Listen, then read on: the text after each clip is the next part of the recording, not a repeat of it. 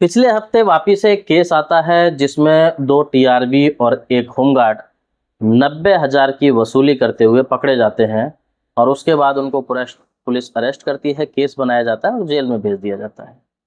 लेकिन काम तो ये गलत था, कानून के खिलाफ था, लेकिन टीआरबी या होमगार्ड, एसआरडी इन सभी को या जीआरडी इन सभी को ये काम करने क्यों पड़ते हैं? क्या इनके पीछे की किसी ने वजह जानने की कोशिश की?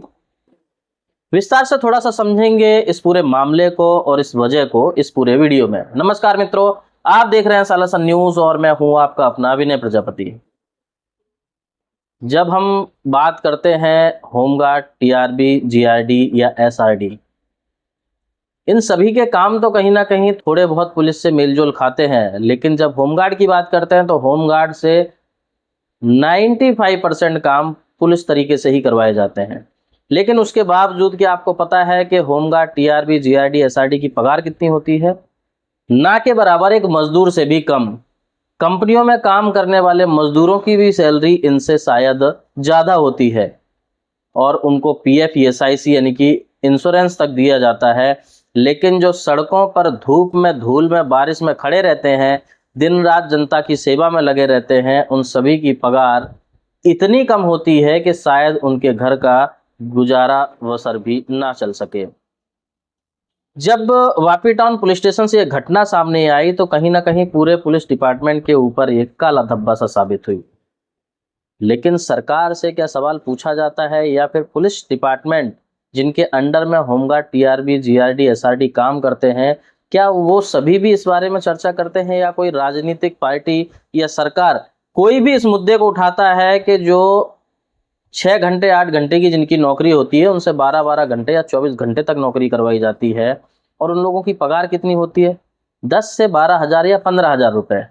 आप खुद सोचकर देखो, जो व्यक्ति या तो भाड़े से रहता होगा, भाड़े में ही उसका आधा पैसा चला जाता होगा और खाने पीने में, उसके बाद अगर वो व्यक्ति बीमार होता है, उसके परिवार से कोई बीमार होता है, वो आखिरकार फिर जाएगा कहाँ? या तो कर्जे लेगा या फिर इसी तरीके के गलत कामों को अंजाम देगा। और कहीं ना कहीं वर्दी के पीछे इस तरीके के कार्य सदैव चलते रहते हैं। उनका मेन कारण एक ये भी हो सकता है और ये सुनने में भी कई बार आया है और ये जनता के द्वारा बताया गया है कि इन लोगों को ये काम इसी वजह से करने पड़ते हैं क्योंकि 10, 12, 15 हजार के जो इनकम आती है उससे घर नहीं चलता।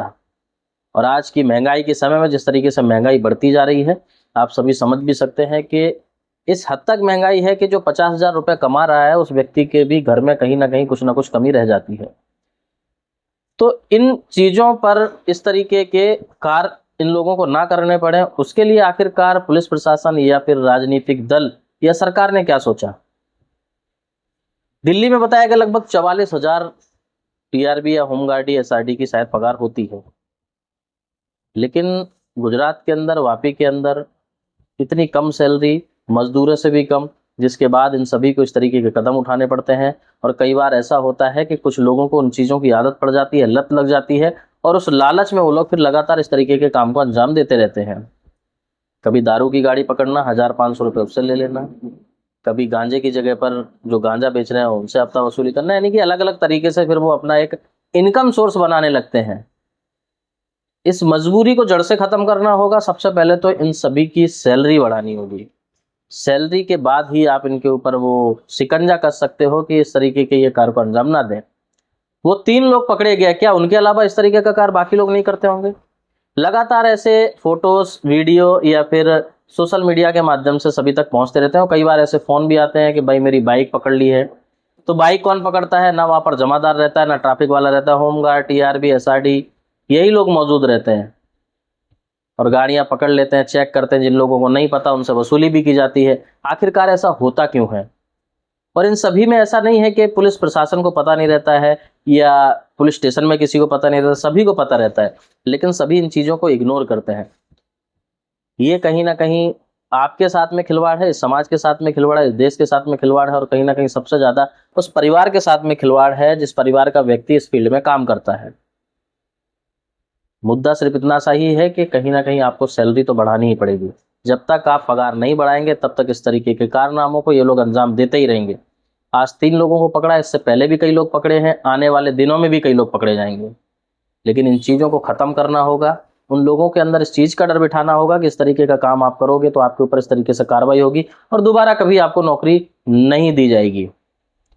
लेकिन सवाल पापी पेट का है, तो पापी पेट के लिए आपको पगार बढ़ाकर देना ही पड़ेगा। अगर गुजरात की जब हम बात कर रहे हैं तो गुजरात सरकार से ऐसा निवेदन होना चाहिए।